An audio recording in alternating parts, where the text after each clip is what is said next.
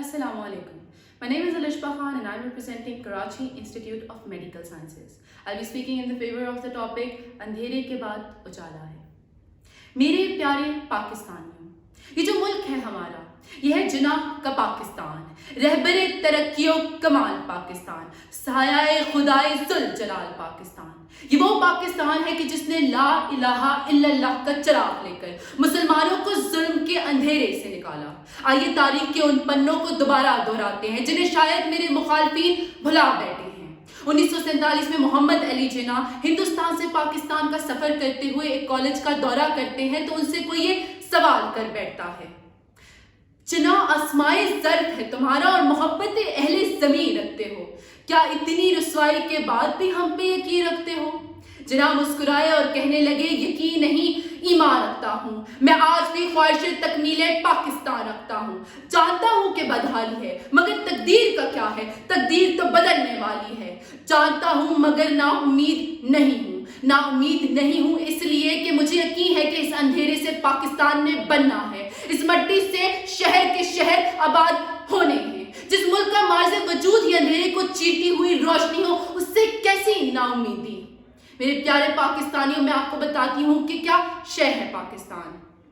ये वो मुल्क है कि जिसे तोड़ना चाहा है अपनों ने भी और गैरों ने भी, लेकिन खुदाए लम यज़ल की मर्जी से ये कायम से कायम तक रहेगा। ये वो मुल्क है कि जिसने तराशी हुई उम्मीदों के चमन को ढलते हुए देखा है इसने हिजरत का अज़म उठाते हुए, जिनाह के साथ साथ कदमों को कदम मिलाते हुए, ट्रेनों में कटते हुए देखा, टुकड़ों में बटते हुए देखा, वफा के परचमों की मानंद सरों को लटके हुए देखा।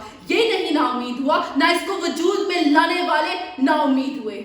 वक्त बढ़ता गया और करप्शन का सिलसिला बढ़ा, गुर्बत का मरहला बढ़ा, गरीब की बस्तियां जली और अमीर का बंगला बढ़ा। जो मेहनत कश कहलाते थे वो खुदकश कौम कहलाए गए, जो सोमनाथ के कातिल थे वो सोने से बहलाए गए। फिर इस मुल्क के लोगों को गुलामी सिखाई गई, यूरोप की तरक्की दिखाई गई। इनसे कहा गया कि बंदगी का नया सलीका लाओ, पाकिस्तान में कुछ नहीं रखा, जाओ जाओ अमेरिका जाओ। लेकिन मेरे अजीज पाकिस्तानियों ने ये फैसला किया कि रुकेंगे, 100 बार गिराएंगे तो 100 बार उठेंगे। अरे अमीर बन के इस मुल्क की जड़ें खुरेजने से अच्छा है हम फल और सब्जियां बेचे, ये मुल्क बेचने से अच्छा है। कभी अब्दुल कदीर आए और अपना फर्ज निभाते रहे, कभी अब्दुल सत्तार ईदी आए और मिल्लत के काम आते रहे, कभी तारिक जमील आए और कौम को समझाते रहे, कभी आरफा करीम, कभी मेजर तुफैल, कभी मेजर शबीर, कभी एतजाज हुसैन ने ये दिया चलाए रखा। और आज कोरोना के बहरान में डॉक्टर अब्दुल कदीर सुमरो, डॉक्टर उसामा रियाज, डॉक्टर सादिया और बेशुमार डॉक्टर और पैरामेडिक्स ने अपनी जान का नजराना पेश करके इस तूफान का मुकाबला किया। तो मेरे अजीज पाकिस्तानियों, ये मुल्क आज भी उजाला करने की जद्दोजहद में लगा हुआ है। तुम्हें एक दूसरे का हौसला बनना होगा। कल बदमाशों से इस मुल्क को बचाया था, कल बदमाशों से इस मुल्क को बचाया था, आज कोरोना वायरस से बचाना होगा। इंशाअल्लाह इस अंधेरे के बाद उजाला होगा। बहुत शुक्रिया। भरोसा क्या उजालों का जो खुद मोहताज जुल्मत हों, शहर की शोख किरणों पर बड़ी हैरत सी होती है। सदर ज़िवकार कौमों पर जब अजाब नाजिल किए जाते हैं तो वो कौमें नहीं बचती। कोरोना क्यों कर हमें छोड़ दे, आखिर क्यों हमें इस अजाब से निकाला जाए। सदर ज़िवकार न डरते हैं न नादां हैं, न लोगों के वो खादिम हैं।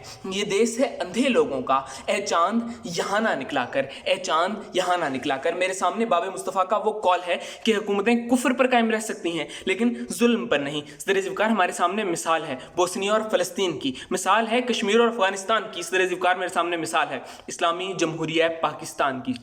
सदर ज़िवकार जिस वक्त डॉक्टर आफिया सदीकी को अमेरिका के हवाले किया जा रहा होगा, जिस वक्त नन्हे नन्हे फ़लस्तीनी बच्चे ज़िंदगी की भीख मांगते होंगे, जिस वक्त कश्मीरियों पर जुल्म होता होगा, उस वक्त फ़िज़ाए बेकरा में एक आवाज़ तो गूंजती होगी कि कहाँ है अर्ज़ो समा का मालिक जो चाहतों की रगें कुरे दे, हवस की सुर्खी रुखे बशर का हसीन गाज़ा बनी हुई है। कोई मसीहा इधर भी देखे, कोई तो चारागरी को उतरे, उफ़क़ का चेहरा लहू में तर है, ज़मीं जनाजा बनी हुई है। सदर ज़िवकार चंद नागुज़ीर वजूहात की बुनियाद پر میں آج یہ بات کہہ سکتا ہوں کہ کرونا وائرس پاکستان سے کبھی ختم نہیں ہوگا.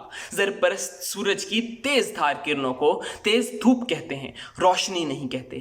چینی بلینئر بزنس مین گو ونگائی کے مطابق چین میں روزانہ کی بنیاد پر 1200 مرنے والوں کی میتوں کو جلایا جاتا رہا تاکہ کرونا دوسرے لوگوں تک نہ پھیلے. صدر ذوالفقار, ہم تو لاشوں کے جلانے کے تصور کو بھی گناہ سمجھتے ہیں. روز و شب کے میلے میں غفلتوں کے مارے ہم بس یہی سمجھتے ہیں جس کو ہم نے دفنایا بس اسی کو مرنا تھا. صدر ذوالفقار, ایک عرصے سے فلموں اور آرٹیکلز کے ذریعے یہ خیال ہمارے ذہنوں میں بٹھا دیا گیا کہ مواشی ذرائع کے حساب سے افرادی قوت بہت زیادہ ہو چکی, اور اسی خطرے کے پیش نظر امریکہ نے چائنا پر $20 ٹریلین کا دعویٰ دائر کیا کہ اس نے افرادی قوت کو ختم کرنے اور خصوصاً بزرگوں کو مارنے کے لیے یہ ہتھیار تیار کیا, اور شاید اسی وجہ سے اٹلی میں زیادہ بزرگ ہونے کی وجہ سے مرنے والوں کی شرح 13%, جبکہ جرمنی میں صرف اور صرف 2% ہے. صدر ذوالفقار, یہ بزرگ تو ہماری چاہتوں اور محبتوں کے امین ہیں. صدر ذوالفقار, ہم اپنے بزرگوں کے بارے میں ایسا نہیں سوچ سکتے. ورلڈ ہیلتھ آرگنائزیشن کے مطابق کرونا میت کو چھونے سے بھی پھیل سکتا ہے.